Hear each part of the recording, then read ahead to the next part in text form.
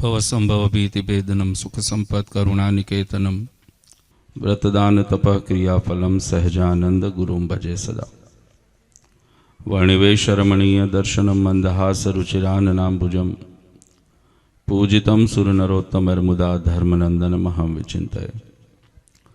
निजाश्रितानां सकलार्थिहन्ता सधर्म भक्ति रवनं विधाता दाता सुखानां मनुष्यश्रितानां तनोतु कृष्ण अखिल मंगलम नः। अनंत कोटि ब्रह्मांडना अधिपति सर्व कारण कारण आपणा सौना मोक्षदाता परम कृपाळु इष्टदेव परमात्मा भगवान श्री स्वामीनारायण स्वामीनारायण संप्रदाय जूनागढ़ प्रदेश अधिष्ठाता देव राधारमण देव सिद्धेश्वर महादेवना दिव्य रूढ़ आशीर्वाद थी कालसारी गामना निज मंदिर में विराजमान श्रीहरिना दिव्य सानिध्यनी अंदर स्वामीनारायण संप्रदाय दक्षिण विभाग लक्ष्मीनारायण देवनी गादी ने शोभावता परम पूज्यपाद पिताश्री परम पूज्यपाद मोटा भाई श्री आजना दिव्य आ सत्संगी जीवन ग्रंथना कथा प्रसंगे सभा में उपस्थित सर्वे अमरा वाला संतो पार्षदों मंचस्थ सर्वे भूदेवों आमंत्रित सर्वे मेहमानों अने धर्मकुल आश्रित श्रीजी ने लाडीला सर्वे वाला सत्संगी हरिभक्तों अने सर्व मोक्ष भागी जीवात्माओं दरेक ने अमरा हृदय थी खूब खूब जय स्वामीनारायण। आजे कालसारी ने आंगणे भगवान स्वामीनारायण ने पूर्ण कृपा थी सुंदर महिला मंदिरना लाभार्थे दिव्य सत्संगी जीवन ग्रंथराजनु श्रवण करवानो अवसर ए सहजे सहजे आप सौने अहींया प्राप्त थयो छे। आजनो दिवस ए कालसारी ने आंगणे आनंदनो मारा हिसाबे एटला माटे मानी शकाय कि आजे जे आ कथानु अहींया श्रवण करीने सुंदर तमे बधाए अहींया भक्तिनो पर्व भक्तिनो भाव जे भक्तिनु पोताना जीवननी अंदर संयोजन कर्યું છે एनाथी तमारा गाम अने नाम बंने यथा थाय छे। बराबर ने के गामनु नाम छे कालसारी ने आजे भक्तिनु कार्य आजे कर्યું છે ने आनाथी तमारी काल सारी थवानी छे एनु प्रत्यक्ष प्रमाण ए आ कथानो मांडवो अहींया आपणने बतावी रह्यो छे। अने एनु निमित्त पण केवुं छे जीवननी अंदर दरेक व्यक्ति आ संसारनी अंदर आवे छे। हमणे भूदेवे बहु सुंदर बात करी के अनंत जन्मोनी अंदर लख 84 ना फेरानी अंदर मनुष्य तननी प्राप्ति ए जीवात्माने शुं काम थाय छे। तो शास्त्रोए मतने आपणा बधानी वच्चे खूब सुंदर रीते समजाव्यो छे। 7-7 दिवसथी सत्संगी जीवननुं श्रवण कर्युं छे एटले बीजुं कांई विशेष कहेवानुं रहे नहीं।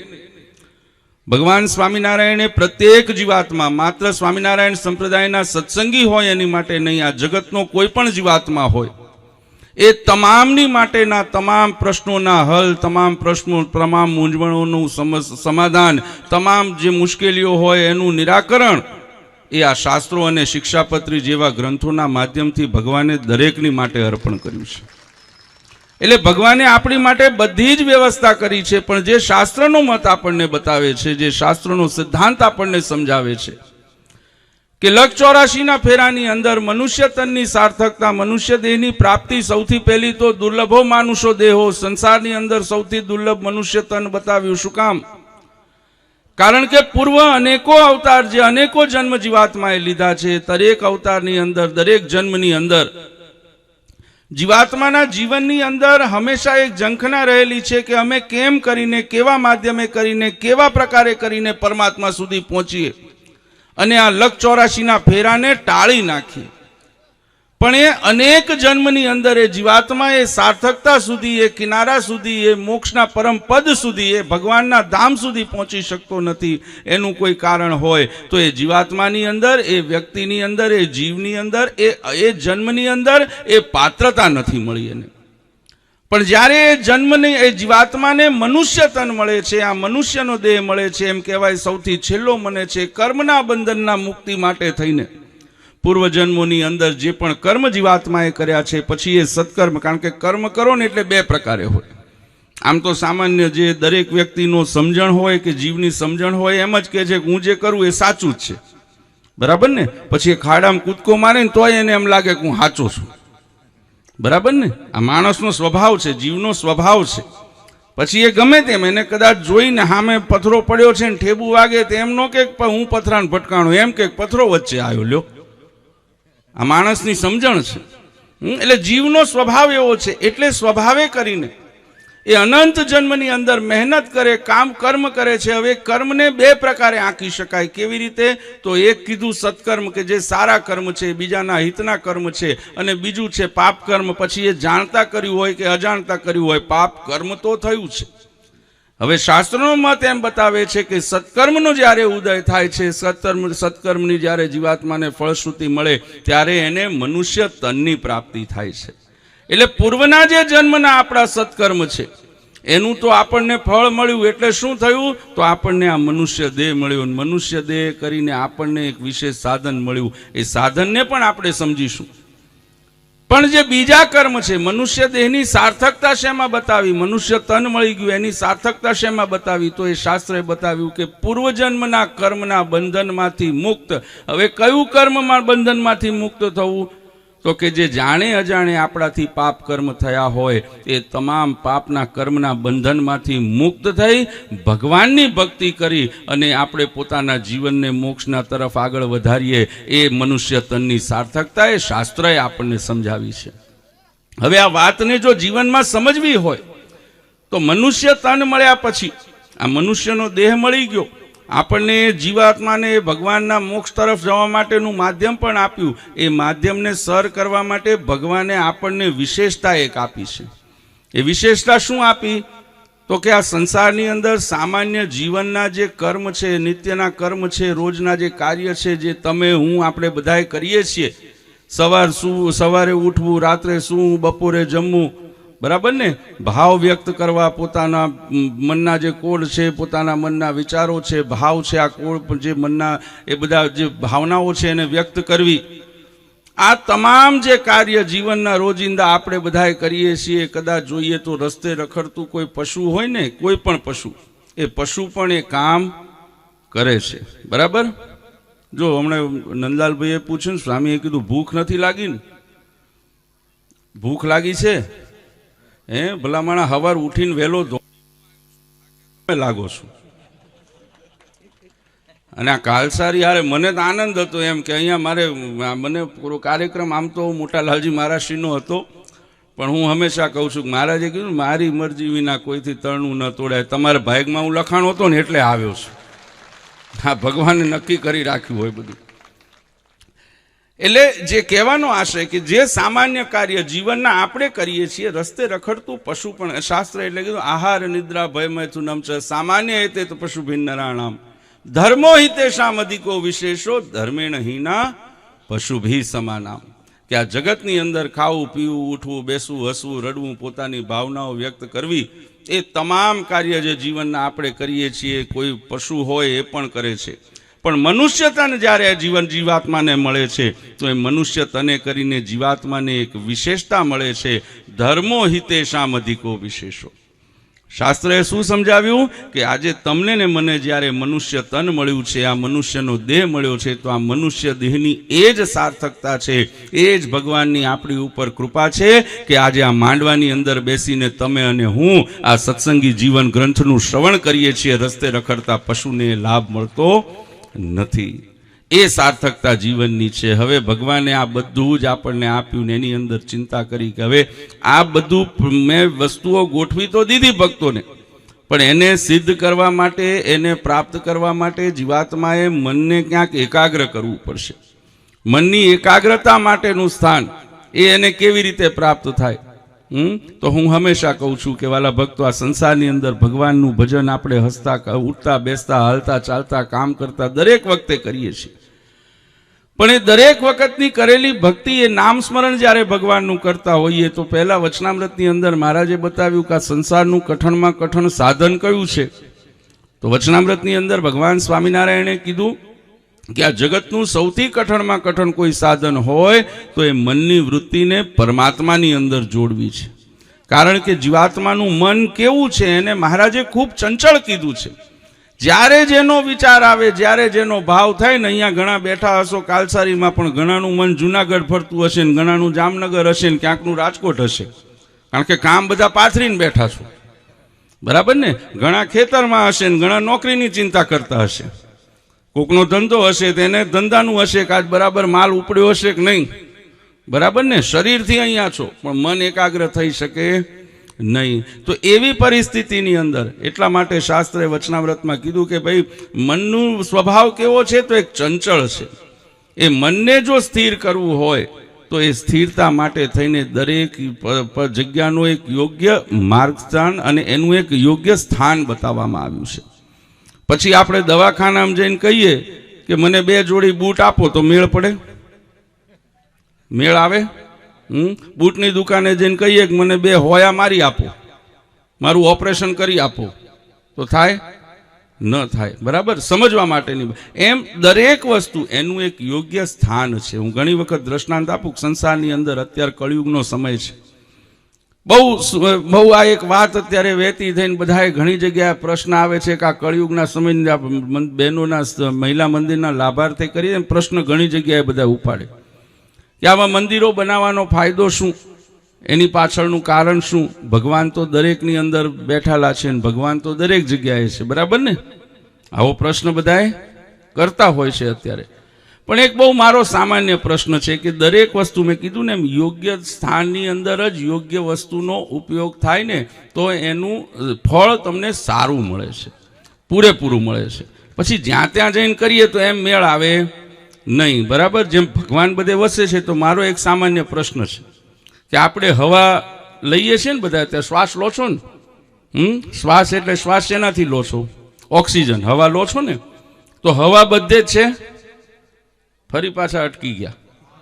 હવા બધે છે? પાકું? ખાતરી? ચોક્કસ? દેખાય છે તમને? તોય માનો છો ને? બરાબર? માનીએ છીએ હવા બધે છે. હવે હવાનું કામ શું છે? આપણા શરીર માટે શ્વાસ લઈએ છીએ અને કાઢીએ છીએ. શ્વાસ જીવવા માટે થઈને છે. ગાડીના ટાયરમાં શું ભરો છો? હવા જ ભરો છો ને? કઈ હવા ભરો છો? અલગ આવે છે કંઈક? આ જ હવા ભરો છો ને? જે વાતાવરણમાં છે એ જ હવા ટાયરમાં પણ ભરાય છે. હવે મારો એક પ્રશ્ન છે, તમે ગાડીને લઈ કાલસારીથી નીકળ્યા અને તમારે જુનાગઢ જવું છે રાધારમણ દેવના દર્શન. તમે અહીંયાથી ગાડી લઈને નીકળ્યા હો અને રસ્તાની અંદર કોઈ પણ એક ગામ તમને જે અનુકૂળ પડે લઈ લેજો. એ ગામની અંદર પહોંચ્યા ને ત્યાં તમારી ગાડીનું ગામની ભાગોળે ટાયર પંચર થઈ ગયું, બરાબર? હવે ટાયર પંચર થઈ ગયું હોય તો એ ટાયરની અંદર તમે સ્ટેપ પાછળ એની અંદર જેક ચડાવો, સ્ટેપની બહાર કાઢો અને હવા હવા હવા હવા હવા હવા એમ બોલો તો હવા ભરાઈ જાય? હવા તો બધે છે, ભરાવી જોઈએ ને? ભરાવી જોઈએ ને? કેમ નથી ભરાતી? કારણ કે એનું એ યોગ્ય પદ્ધતિ નથી. એને કરવું હોય શું કરવું પડે? એ ટાયરને લઈ અને નાયરની પાસે જવું પડે. ટાયરવાળો જ્યાં હોય ત્યાં નાયર પાસે જવું પડે. ત્યાં જસ્ટ જાઓ એટલે નાયર એની ઉપર પાણી નાખે, પહેલાં પંચર નક્કી કરે. શું કરે? પાણી નાખીને જોયું છે ને પદ્ધતિ બધાએ કરાયું જશે બધાએ. આમાં તો પાણી નાખે એટલે એમાં પરપોટા નીકળે એટલે ખબર પડે કે અહીંયા પંચર છે. પછી ત્યાં પંચર બનાવે અને બનાવ્યા પછી મશીનથી એની અંદર હવા ભરે ત્યારે એ ટાયર પાછું તમારા ઉપયોગમાં આવવા લાયક બને છે.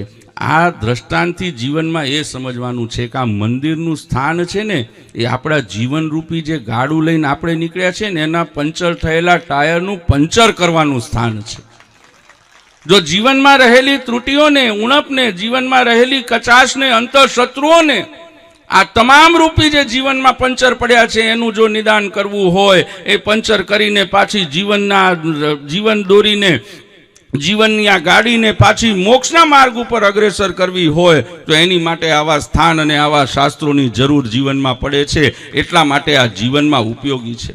આ સંસારની અંદર સંસ્કારનું પોષણ ક્યાંય થઈ શકતું હોય, તમારી સંસ્કૃતિ સાથે તમને કોઈએ જોડી રાખ્યા હોય, તો આજના સમયની અંદર હું ચોક્કસ કહીશ કે એક મંદિર માત્ર એવું સ્થાન છે કે જ્યાં જઈને જીવાત્મા અંતરથી ભગવાનનો થાય છે, અંતરથી એનો ભાવ એનો વ્યક્ત કરે છે.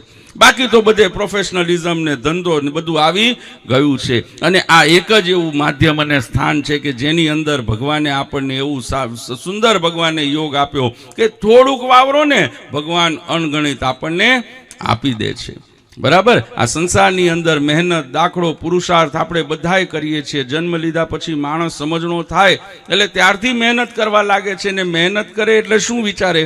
આજે આપણે ખેતી કરતા હોઈએ, નોકરી કરતા હોઈએ, ધંધો કરતા હોઈએ, આ તમામની અંદર જ્યારે આપણે મહેનત કરીએ છીએ ત્યારે મહેનત કરતી વખતે આપણે શું વિચારીએ છીએ? આપણે હંમેશા એમ જ વિચારીએ કે મેં આ વખતે ખેતરમાં ખેતી કરી છે, મેં ચાસ પાડ્યા, મેં આટલું પોષણ કર્યું છે, ભગવાન મને 100% ફાલ આપશે. બરાબર ને? આપણે માત્ર સંકલ્પ કરીએ છીએ. ધંધો કર્યો હોય, પૈસા રોક્યા હોય, રોકાણ કર્યા પછી આપણે એમ જ વિચારીએ છીએ કે આ વર્ષે મેં જે એની અંદર નાખ્યું છે, રોકાણ કર્યું છે, આવતા વર્ષે એનું બમણું મને મળશે. આપણે માત્ર સંકલ્પ કરીએ છીએ, વિચારી શકીએ છીએ, પણ એને સિદ્ધ કરી શકતા નથી. આ જગતની અંદર એવા તમામ કોઈ પણ કાર્ય હોય એ જીવાત્મા જ્યારે કરે છે તો એ માત્ર વિચાર કરી શકે કે હું કરીશ તો એનું બમણું મને ભગવાન દેશે, પણ એ ખરેખર સિદ્ધ થઈ શકતું નથી. એ વિચાર માત્ર રહે છે. પણ આ સંસારનું એકમાત્ર એવું કામ છે જ્યાં જીવાત્મા કદાચ થોડુંક અર્પણ કરે ને ભગવાન એનું 10 ગણું કરીને એને પાછું આપે છે. અને એ કાર્ય છે ભક્તિનું કાર્ય, કે ભગવાનની આગળ બેસીને જીવાત્માને. એટલા જ માટે મહારાજે પ્રકૃતિના માધ્યમથી આપણને દ્રષ્ટાંત પૂરું પાડ્યું છે. મહારાજે આપણને પ્રકૃતિના રૂપની અંદર એ પોતાની મહારાજે દયાળુતા આપણને દેખાડી. કાચ ખેતરની અંદર કદાચ તમે બધાએ કપાસ કરવો હોય, 2 મણ કપાસ કરવો હોય તો 2 મણ બિયારણ નાખવું પડે.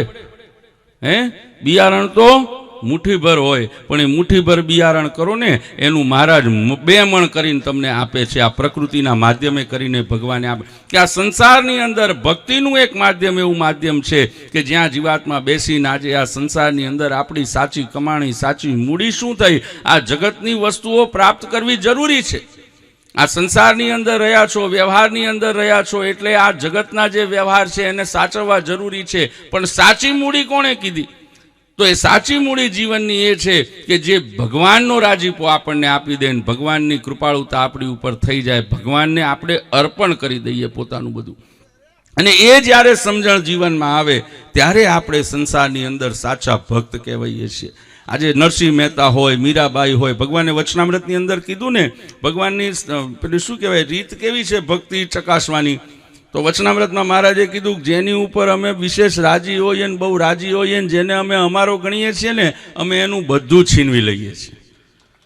એ છીનવી લે ત્યારે હસતો હસતો ભગવાનને નતમસ્તક થાય ને એ ભગવાનનો સાચો ભક્ત છે. એટલે કહેવાનો છે છીનવી લે તો ભગવાને આપણી ઉપર શું કૃપાળુતા કરી છે. છીનવી લે એટલે ભગવાન આ લોકની વસ્તુઓ. મારા દાદા ખાચર પાસે મહારાજે તામ્રપત્ર પર લખાયું હતું. બરાબર ને? આજે સત્સંગની અંદર દાદા ખાચર, જીણાભાઈ, પર્વતભાઈ આદિ ભક્તો બધા વખણાય છે. નરસિંહ મહેતા, મીરાબાઈ આ બધા ભક્તો વખણાય છે. શું કામ?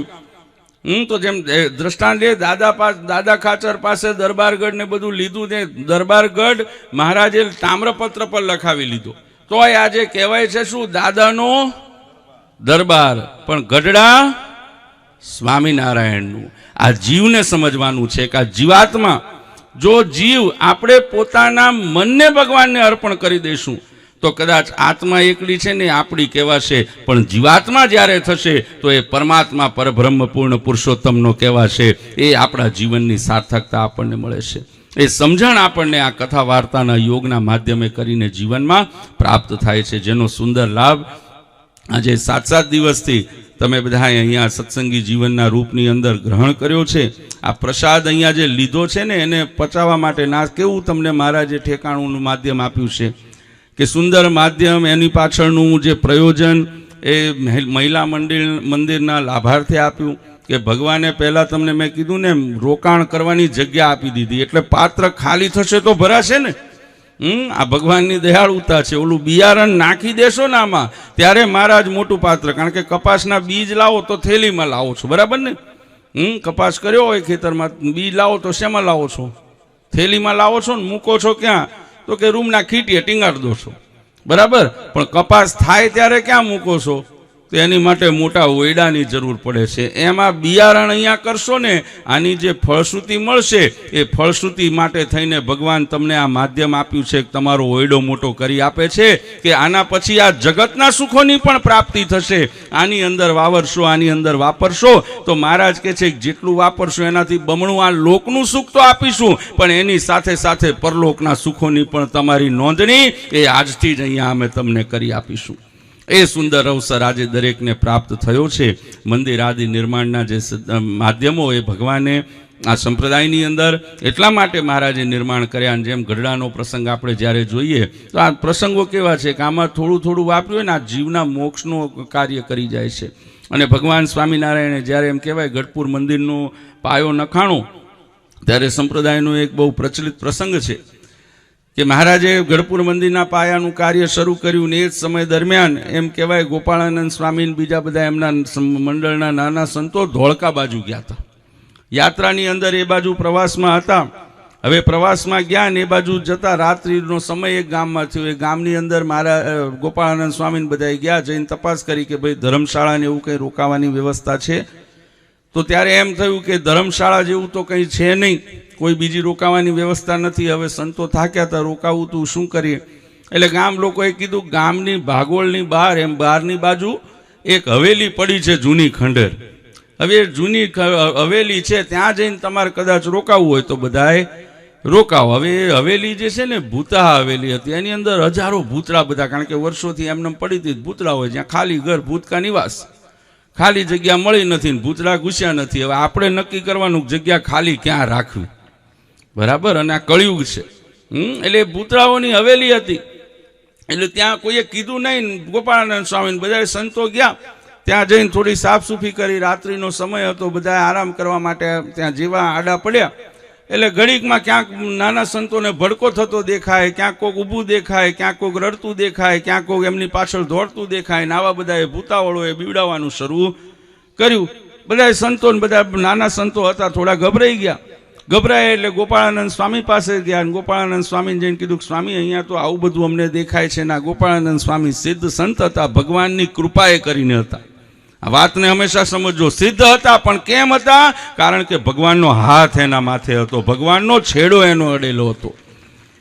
એટલે એ સ્થિતિએ કરીને ગોપાળાનંદ સ્વામી સિદ્ધ હતા. એમને દ્રષ્ટિ કરીને જોયું તો હજારોની સંખ્યામાં ત્યાં ભૂતાવળ હતી. ભૂતાવળ બધી હતી. એટલે ગોપાળાનંદ સ્વામીએ કીધું કેમ બધા હેરાન કરો છો ને શું તકલીફ છે તમારી? એટલે ભૂતાવળોએ કીધું કે ભાઈ અમે ઘણા સમયથી અહીંયા અમે અવગત્યા થયા છીએ અને અહીંયા ભરાણા છે, અમને કોઈ મોક્ષ સુધીનો માર્ગ બતાવનાર નથી. સંપ્રદાયનો પ્રસંગ બહુ વિસ્તૃત છે, હું સંક્ષિપ્તમાં કહું છું. ત્યારે ગોપાળાનંદ સ્વામીએ એમ કીધું કે જાઓ, તમારે બધાને મોક્ષની જો પ્રાપ્તિ કરવી હોય, મોક્ષની પ્રાપ્તિ કરવી હોય તો અત્યારે ગઢપુર મંદિરની અંદર મંદિરના પાયા ખોદાણા છે. એ પાયા પૂરવાનું કામ ચાલે છે. તમે બધા જાઓ અને ગઢપુર મંદિરના પાયાની અંદર પથરા નાખી આવો, એના પાયા પૂરી આવો. સંપ્રદાયનો ઇતિહાસ એમ કે છે કે રાત્રે કામ અધૂરું હતું, સવારે જ્યારે સંતો ભક્તો ગયા ત્યારે આખી રાતમાં ભૂતળા હોય, કારણ કે એને તો ક્યાં મહેનત થોડે કરવાની છે, એને ક્રેન બીનની જરૂર તો પડે નહીં. એને પોતાનો ઉપયોગ કર્યો ને રાતોરાતમાં એમ કહેવાય કે ગઢપુર મંદિરના પાયા ભરી દીધા છે. સંપ્રદાયનો ઇતિહાસ એમ કે છે કે હજારોની સંખ્યામાં એ ભૂતાવળને, કારણ કે ભગવાન સ્વામિનારાયણે કોલ આપ્યો હતો કે ગઢપુર મંદિરના પાયાની અંદર કોઈ શેરનો પાણો નાખે ને તો એને અમારે અક્ષરધામ આપવું. એ સિદ્ધાંતને પૂરો કરવા માટે એ અવગત્યા થયેલા ભૂતાવળને પણ હજારોની સંખ્યામાં મહારાજે એક સાથે મોક્ષનું પદ આપી દીધું છે, બધાનો ઉદ્ધાર કરી નાખ્યો છે. એ તાકાત આ મંદિર આદિના નિર્માણના કાર્યની અંદર રહેલી છે. આમાં આ સમજણ એટલા માટે કેળવવી છે કારણ કે કળિયુગનો સમય છે.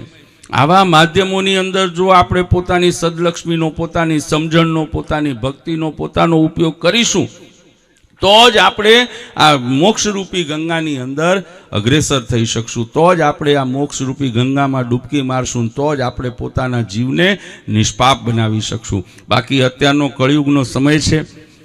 હું દ્રષ્ટાંત ઘણી વખત આપું છું કે ધોળે દિવસે હથેળીમાં ચંદ્રમા બતાવનારા ફરે છે, બરાબર ને? અને તમે બધા અનુભવી છો, તમે બધાએ અનુભવી છો. કે ક્યારે ક્યાં શું થાય નક્કી નહીં. ને એમાં હું ઘણી વખત દ્રષ્ટાંત આપું છું કે ગામમાં એક વખત, કારણ કે બણગા ફૂંકવા બહુ સરળ છે, વાતો કરવી બહુ સરળ છે, પણ કસોટી આવે ત્યારે ખડે પગે ભગવાનનું શરણું રાખે ને એને સાચો ભક્ત કીધો છે. જો વખત આવે આપણે પલટી મારી જઈએ તો એ ભક્તિ નકામી છે. કારણ કે ભગવાનના સિદ્ધાંતો જે આજથી 20 વર્ષ પહેલા હતા એ જ સિદ્ધાંતો આજે પણ છે, એમાં ફેર પડ્યો નથી. બરાબર, શિક્ષાપત્રી બદલાઈ? શિક્ષાપત્રીના શ્લોક બદલાણા નહીં, સત્સંગી જીવન બદલાણું નહીં. આજે હું એનો જ ઉપદેશ મેં 20 વર્ષમાં જે આજથી 20 વર્ષ પહેલા કર્યો ને, મારી માટે આજે પણ એનો સિદ્ધાંત, એની વાત એ જ છે, એમાં ફેર પડ્યો નથી. પણ તોય જો કદાચ મારામાં ક્યાંક પરિવર્તન આવી જાય ને તો એ મારી બુદ્ધિનો ફેર છે, મારી સમજણનો ફેર છે, એ ભગવાનની વાતમાં ફેર પડતો નથી. કળિયુગનો સમય છે એટલા માટે સાવચેતી રહે એના જ માટે આ સુંદર પ્રસંગો, આ સુંદર આયોજનોના સુંદર સ્થાન, મંદિર આદિના સ્થાનો એનું નિર્માણ કરવામાં આવે છે, જ્યાં જઈ તમે ભગવાનનું શરણું પકડી શકો. બાકી આ જગતમાં કોકની પણ પાછળ, એટલે હું જે દ્રષ્ટાંત એક નાનકડું આપીને મારી વાતને વિરામ આપીશ કે અત્યારે એક વખત એક ગામની અંદર સરસ મજાની આવી કથાનું આયોજન કરવામાં આવ્યું. હવે કથાનું રમૂજનું દ્રષ્ટાંત, લૌકિક દ્રષ્ટાંત આપું છું. બરાબર, હસવાનું એટલે બધાને થોડો આનંદે થઈ જાય, થોડું હસી લો, પેટ ખાલી થઈ જાય. મને સમાચાર મળ્યા કે આજે પાટો આ કથાની સાથે સાથે શાકોત્સવે છે. લ્યો, આ સ્વામિનારાયણ સંપ્રદાયની ખાસિયત છે કે સામાન્ય રીતે ભજનાંતે ભોજનમ હોય. મહારાજ કે ભોજનમાંય ભજન કરી લો, તમને બે સુખ એકારે આપી દઈએ. સામાન્ય ભજન કર્યા પછી ભોજન મળે, પણ ભગવાને ભોજનને ભજનનું રૂપ આપી દીધું. મહારાજ કે અમારા રીંગણા ખાવ તોય તમારો બેડો પાર કરી દો. આનાથી દયાળુ દેવ ક્યાં ગોતવા જવો? આનાથી અને એ જ છે કે જે ભગવાનનું પૂર્ણ પુરુષોત્તમપણું બતાવે છે કે ભક્તિ કરી મોક્ષના તપ, વ્રત, તપસ્યા આદિ કરીને મોક્ષની પ્રાપ્તિ એ સહજ છે. પણ ખાવાનું ખવડાવીને જીવાત્માનો ઉદ્ધાર કરે તો એ મારો પૂર્ણ પુરુષોત્તમ નારાયણ ભગવાન સ્વામિનારાયણ કરે, એ જ એમની પૂર્ણ પુરુષોત્તમતા છે. આ વસ્તુઓને સમજજો. એટલે સમય વિશેષ લેવો નથી, નાનકડું દ્રષ્ટાંત આપું છું, રમૂજનું આપું છું, પકડી લો ને એટલા માટે આપું છું. એમાંથી જે પકડવાનું છે એટલું પકડી લેજો. એટલું પકડાશે ને તો આ સત્સંગી જીવનની કથા, બેન આ મહિલા મંદિરનો લાભાર્થે આ સુંદર પ્રસંગ, આ ઉત્સવ અને મારું આવેલું ના બધું સાર્થક થઈ જશે. બરાબર, એટલે વાત સમજજો કે ગામમાં સરસ મજાની કથાનું આયોજન થયું. અને કેમ સમજવાનું છે? કારણ કે મેં કીધું એમ કળિયુગ છે, આમ ચંદ્રમાં બતાવી દેશે. પછી આ હાથમાં ખંજવાળ આવશે ને એટલે કહેશે કે આ હાથમાં ખોટો હતો, હવે આ હાથ સાચો, અહીંયા છે એ સાચો. બરાબર, એટલે એક વખત એક સરસ મજાની કથાનું આયોજન થયું. કથાની આયોજન થયું, વક્તાએ વિસ્તારના જે સારામાં સારા મોટા મોટા વક્તા હતા એ વક્તાને આમંત્રણ આપવામાં આવ્યું. એમને બધાએ જઈને આમંત્રણ આપ્યું.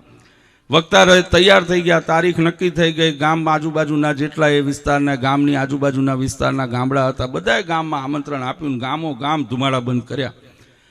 હજારો ને લાખોની સંખ્યાની અંદર હરિભક્તોની મેદની ભરાણી, સમય હતો, નિર્ધારિત તારીખ હતી, એ પ્રમાણે સરસ મજાનો આવો માંડવો નખાણો, મંચ થયો, વ્યાસાસન થયું.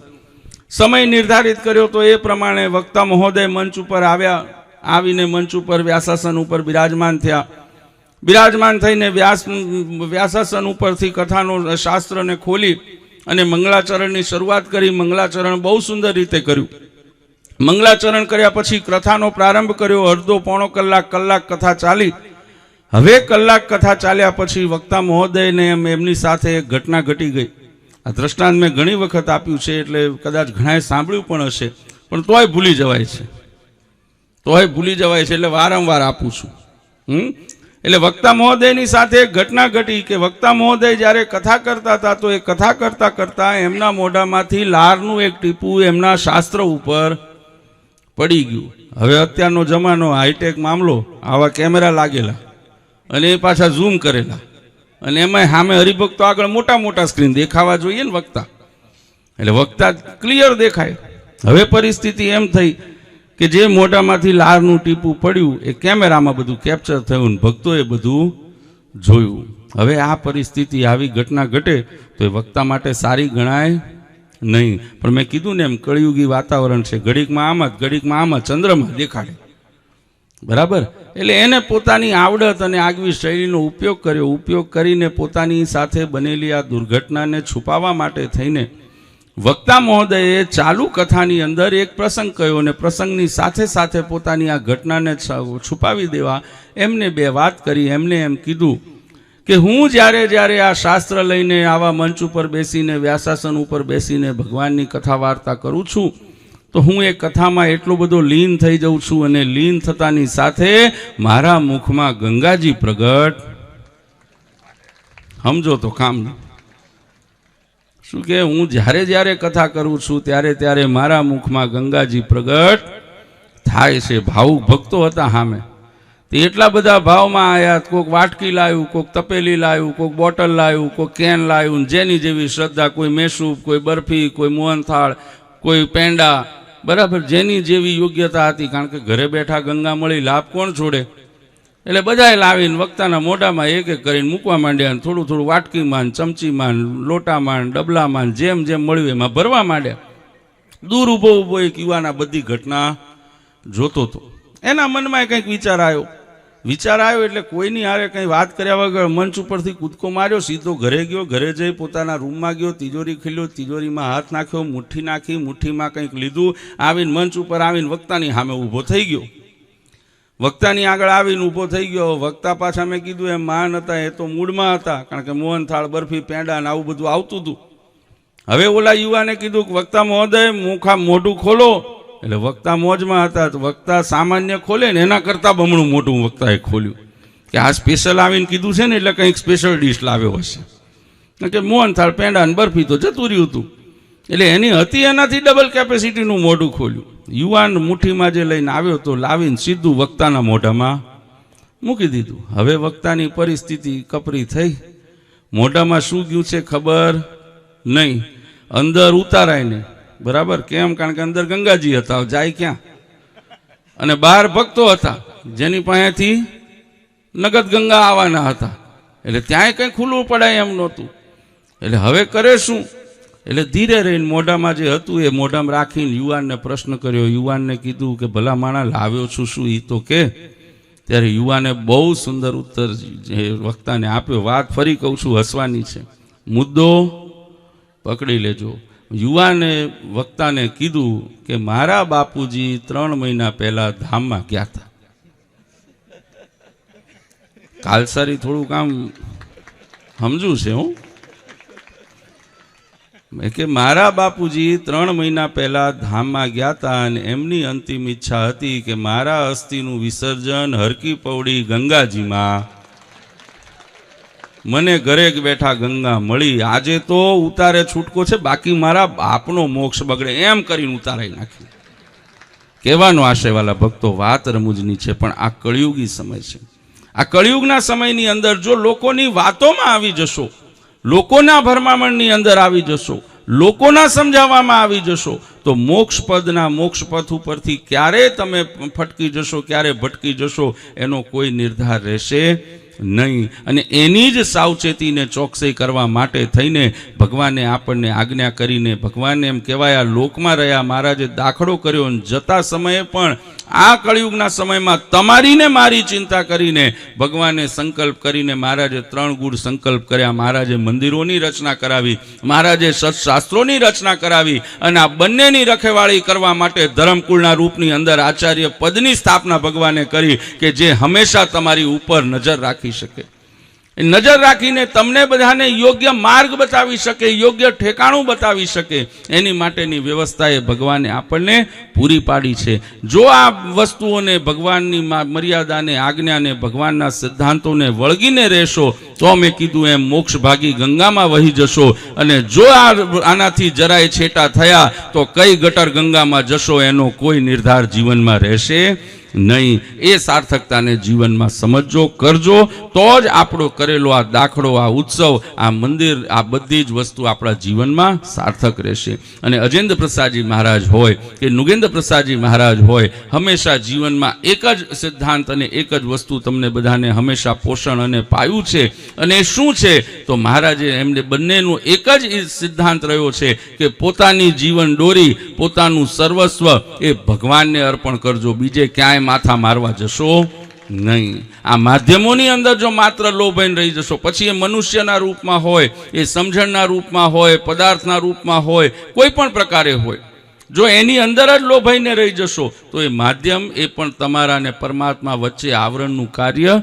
કરી જશે. જો ભગવાન સુધી પહોંચવું હોય તો માત્ર ભગવાનના સિદ્ધાંતો, ભગવાનની આજ્ઞા, ભગવાનના શાસ્ત્રોને માની અને એનું વાંચન કરીને જીવનમાં ઉતારી અને ભગવાનના થઈ જજો તો આ જન્મ આપણો સાર્થક, તો જ 84 લાખના યોનિના જન્મ મરણના ચક્રમાંથી મુક્તિ અને આ મનુષ્ય દેહની સાર્થકતા એ જીવનમાં આપણે સિદ્ધ કરી શકીશું. અને એ કરવાનો અવસર આજે આપ સૌને અહીંયા પ્રાપ્ત થયો છે, જેનો સુંદર લાભ આપે 7 દિવસથી લીધો છે. મેં કીધું એમ સામાન્ય સિદ્ધાંત ભજનાંતે ભોજનમ, સ્વામિનારાયણ સંપ્રદાયની આજ મેં કીધું એમ વિશેષતા છે કે ભજને કરાવે ને ભોજને કરાવે. ને ભોજન કેવું કરાવે?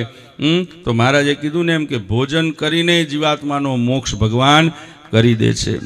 ભજનથી તો થાય જ, પણ ભોજનથી એ થઈ જાય ને એવો આજે દિવ્ય અહીંયા સુંદર કથા મહોત્સવ કર્યો અને સાથે સાથે શાકોત્સવ પણ આજે માણવાના છો. એ શાકોત્સવની પણ વિશેષતાને જીવનમાં સમજજો. હું હંમેશા કહું છું કે રીંગણાનું શાક, એ રીંગણું એવું કંઈ રૂપાળું, રૂડું, મોંઘું એવું કંઈ શાક નથી. બરાબર ને? તમારા ઘરે વેવાઈ આવે તો રીંગણા બનાવો, હે? નથી બનાવતા ને? કેમ? શાકોત્સવમાં ચાવથી ખાવ છો, પણ ઘરે નથી, કારણ કે એની એવી કોઈ યોગ્યતા નથી. પણ જગતની અંદર એની જે યોગ્યતા છે ને એવી બીજા કોઈની યોગ્યતા નથી. પરવળ ખાઓ, તમે કુબી ખાઓ, ફ્લાવર ખાઓ, ગમે તે ખાઓ, એ મોક્ષ સુધી તમને નથી પહોંચાડી શકતું. પણ આ તુચ્છ રીંગણું એ તમને ભગવાનના દ્વાર સુધી ધકેલી આપે છે. અને કેમ કરી શકે છે? તો કે એક વખત એ રીંગણાને પરમાત્માનો યોગ થયો, ભગવાનના યોગના બળે કરીને એ રીંગણું આજે ખાંટી ગયું કે આજે અનેકોના મોક્ષનું એ કારણ બની ગયું છે. શાકોત્સવનો પ્રસંગ એટલે સામાન્ય પ્રસંગ, સહજ પ્રસંગ છે કે આજે ભેગા થશો, અહીંયા રોટલા શાક બધું ગ્રહણ કરશો, પ્રસાદ ગ્રહણ કરશો. પણ હું હંમેશા કહું છું કે આની અંદરથી પણ જીવનમાં કંઈક ગ્રહણ કરી લેજો. ભગવાનના દરેક ચરિત્રો, દરેક વસ્તુઓ, ભગવાનની દરેક વાત, દરેક શબ્દો એ હંમેશા આપણી માટે કંઈક અર્થ લઈને આવ્યા છે, આપણને કંઈક સમજાવવા લઈને આવ્યા છે. એને સમજવાની રીતને શીખજો. એમાં શાકોત્સવનો પ્રસંગ છે, એ શાકોત્સવના પ્રસંગની અંદરથી પણ હું હંમેશા કહું શીખવા જેવું શું છે, તો એની અંદરથી પણ જીવનમાં આપણને શીખ મળે છે કે આપણે આ સત્સંગની અંદર કેવી રીતે જો ભેગા થઈને રહીશું ને તો ખીલીશું. રીંગણાનું શાક આપણે બનાવીએ છીએ, એનો સ્વાદ આપણને ભાવે છે ક્યારે?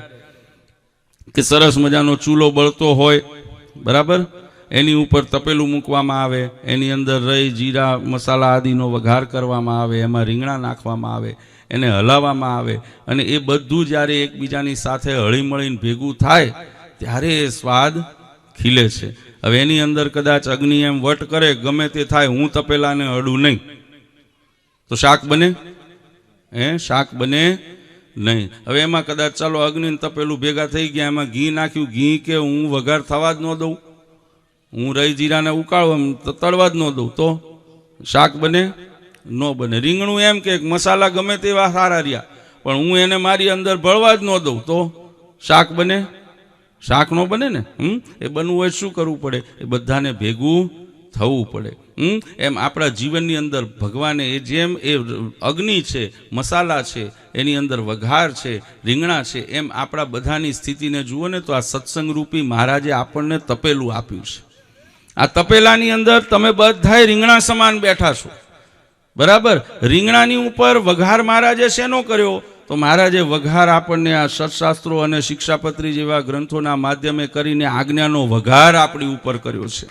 એ વઘાર કર્યા પછી એ તેલ અને ઘીનું વઘાર થઈ જાય પછી એને હલાવવાનું કામ કોણે સોંપ્યું? તો મહારાજે હલાવવાનું કામ આ સંતોને સોંપ્યું. થોડા થોડા ટાઈમે હલાવતા રહેજો, બરાબર, થોડા થોડા ટાઈમે હલાવતા રહેજો તો બધું ભેગું થાય ને આ બધું કદાચ હોય. આ બધું થયા પછી છેલ્લે મહારાજે કામ ધર્મકુળને આપ્યું શું? કે અગ્નિજી જેમ તપીને રહેજો ને પોતાની તપીશથી આ સત્સંગના તપેલાને હંમેશા ગરમ રાખજો, આમાં ક્યારેય કચાશ આવવા દેશો નહીં. એમ એકબીજાના પૂરક થઈને જ્યારે આપણે કામ કરશું, એકબીજાના કદાચ સ્વભાવોની અંદર કોઈ પણ પ્રકારની અણસમજણ હોય, કંઈ ત્રુટિ હોય, એને દૂર કરીને એકબીજાની સાથે હળીમળીને જ્યારે રહીશું તો જ એમાં રીંગણાના શાકનો સ્વાદ આવે છે, એનો સ્વાદ ખીલે છે, એમાં સત્સંગનો પણ સ્વાદ ખીલી જશે. સમજણ આપણને આ શાકોત્સવનો પ્રસંગ આપે છે.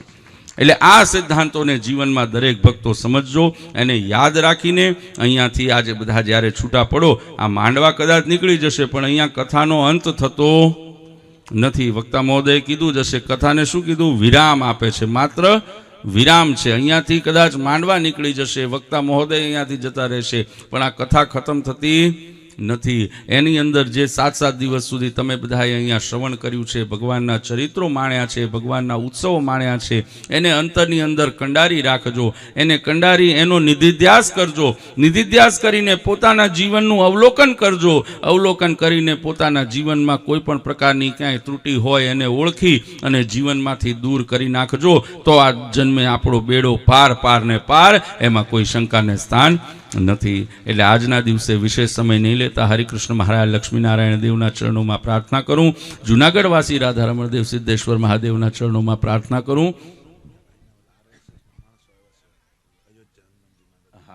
અને આજનો દિવસ એ આપણી માટે ખૂબ ગૌરવ અને આનંદનો દિવસ છે કે આજે જ્યારે એક તરફ આજનો ઉત્સવ એ મહિલા મંદિરના શું કહેવાય લાભાર્થે અહીંયા આપણે કરી રહ્યા છીએ, એ જ પ્રસંગે જેને આ સંસારને પૂર્ણ સંસારને જેને મર્યાદાના બોધપાઠ આપ્યા, જેને પોતાના મર્યાદાના આચરણથી આપણા સૌના જીવનની અંદર એ પથ પ્રદર્શન કર્યું છે, એવા રામચંદ્રજી મહારાજના દિવ્ય મંદિરનું નિર્માણ એ પણ અયોધ્યામાં થવા જઈ રહ્યું છે. એ આપણા સૌની માટે, સમગ્ર ભારતીય સંસ્કૃતિ માટે ખૂબ આનંદની વાત છે. આજે RSSના બધા અહીંયા મહેમાનો અહીંયા ઉપસ્થિત છે, તો એ બધાને અમે ભગવાનને એ જ પ્રાર્થના કરીએ કે એમના એ કાર્યની અંદર ભગવાન એમને ખૂબ સફળતા આપે. કોઈ પણ ઠેકાણે, કોઈ પણ જગ્યાએ કદાચ સ્વામિનારાયણ સંપ્રદાયની કોઈ પણ રીતે જરૂરિયાત હોય, આ સંપ્રદાય હંમેશા ખડે પગે આ સનાતન ધર્મના રક્ષણની માટે એ અગ્રેસર રહેલો છે. હા, અને આવતા મહિનાની 22 જાન્યુઆરીએ એ દિવ્ય નૂતન મંદિર એની પ્રાણ પ્રતિષ્ઠાનો સુંદર મહોત્સવ છે. ભગવાનને અમે પ્રાર્થના કરીએ કે રામલલા ત્યાં આગળ બિરાજમાન થાય, સુંદર એની પ્રતિષ્ઠા મહોત્સવ થાય, અને પછી આપણને બધાને ત્યાં દર્શનનો લાભ, જેમ એમ કહીએ ને કે ભગવાનના સ્થાન, આ બધા પ્રસંગોએ કરીને ભગવાન પોતાનું એમ કહેવાય ને કે શાસ્ત્રનો મત એવું કહે છે કે આવી કથા વાર્તા પ્રસંગો જ્યારે થતા હોય તો એના માધ્યમે કરીને ભગવાન પોતાના જીવનની પુનરાવૃત્તિ કરે છે. મહારાજ જે જીવન જીવ્યા હોય ને એની પુનરાવૃત્તિ કરે છે. આજે મને કહેતા આનંદ થાય કે જ્યારે અયોધ્યાની અંદર 22 તારીખે રામલલા બિરાજમાન થશે, રામચંદ્રજી મહારાજની પ્રાણ પ્રતિષ્ઠા થશે, ત્યારે આપણે કદાચ રામચંદ્રજી મહારાજ વનવાસમાંથી આવ્યા અને અયોધ્યાની સ્થિતિ શું હશે આપણને નથી ખબર, પણ આને જોઈને આપણે અંદાજો ચોક્કસ મારી શકીશું કે એ રામરાજ્ય કેવું હશે, એ રામરાજ્યની શું તાકાત હશે, એની અનુભૂતિ આપણને એના માધ્યમે કરીને થશે. એટલે એ સુંદર પ્રસંગ પણ આપણે બધાએ માણવાના છીએ અને માણી રહ્યા છીએ. એટલે ભગવાનને પ્રાર્થના કરીએ. સમગ્ર રાષ્ટ્ર વતી, સમગ્ર સંપ્રદાય વતી હું તમામ ઉપસ્થિત મહેમાનોને આશ્વસ્ત કરું છું કે કોઈ પણ જગ્યાએ, કોઈ પણ પ્રકારે અમારી ક્યાંય પણ જરૂરિયાત હોય, અમે સદૈવ આ સનાતન ધર્મની સાથે ખભે ખભો મિલાવીને ઊભા છીએ. એની અમે એક પાંખ છીએ. આ પાંખ હંમેશા એની માટે મજબૂતીથી ઊભી રહેશે, એમાં કોઈ શંકાને સ્થાન નથી. એટલે અંતમાં જૂનાગઢવાસી રાધારમણ દેવ સિદ્ધેશ્વર મહાદેવના ચરણોમાં હું પ્રાર્થના કરું કે આજના જે કાલસારીની અંદર સુંદર સંકલ્પની સાથે આ કથાનું આયોજન થયું છે, ભગવાન દરેકને એવી સદલક્ષ્મી આપે, સુંદર સમજણ આપે, દરેક ભક્તો પોતાની ભક્તિ તન મન ધને કરીને આ કાર્યની અંદર સંમિલિત થાય, જોડાય અને આ કાર્યને નિર્વિઘ્ને ભગવાન પરિપૂર્ણ કરે, એવી હું મહારાજના ચરણોમાં પ્રાર્થના કરું છું. અને આજના દિવસે વિશેષ કરીને અત્યાર સુધીના પ્રસંગની અંદર જે પણ ભક્તોએ પોતાની સદલક્ષ્મીનો વ્યય કર્યો છે, તન મન ધને કરીને આ ઉત્સવમાં જોડાણા છો, એ તમામની માટે અને અહીંયા ઉપસ્થિત તમામ ભક્તો માટે ભગવાનના ચરણોમાં એ પ્રાર્થના કરું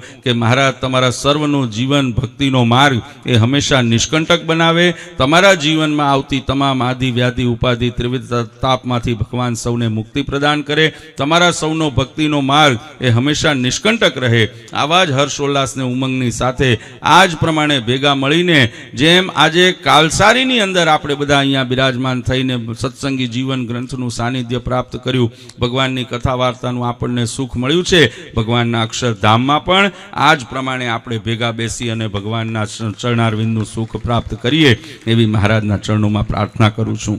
અને અંતમાં અમારા સમગ્ર ધર્મકુળ પરિવાર, પરમ પૂજ્યપાદ સનાતન ધર્મ ધુરંધર 1008 આચાર્ય શ્રી અજેન્દ્ર પ્રસાદજી મહારાજ, પરમ પૂજ્ય અસૌ ગાદીવાળા માતુશ્રી, પરમ પૂજ્યપાદ મોટા ભાઈ શ્રી નુગેન્દ્ર પ્રસાદજી મહારાજ, અમારા બંને બાળલાલજી યજ્ઞેન્દ્ર પ્રસાદજી, દિગ્વિજેન્દ્ર પ્રસાદજી મહારાજ વતી હું સમગ્ર કાલસારી તથા આસપાસના ગામના તમામ ભક્તોને આ દિવ્ય સત્સંગી જીવન કથાના તથા આ દિવ્ય પ્રસંગના અંતરથી ખૂબ ખૂબ અભિનંદન અને વધામણા પાઠવું છું. આપ સર્વનું જીવન મંગળમય થાય, સર્વ જીવનમાં ખૂબ સુખ્યા થાવ એવા અંતરના આશીર્વાદ આપી મારી વાણીને વિરામ આપું છું. સહેજાન સ્વામી મહારાજ.